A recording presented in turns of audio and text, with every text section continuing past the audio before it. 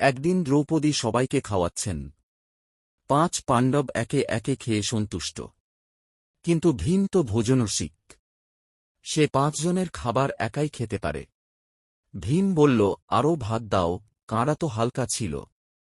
দ্রৌপদী বললেন, আর কিছু নেই ভীম, শেষ হান্ডিটাও তুমি খেয়ে ফেলেছ। ভীম রেগে গিয়ে বলল, আমি যুদ্ধ করতে পারি, রাক্ষস মারতে পারি, কিন্তু খালি পেটে ভাবনা চলে না।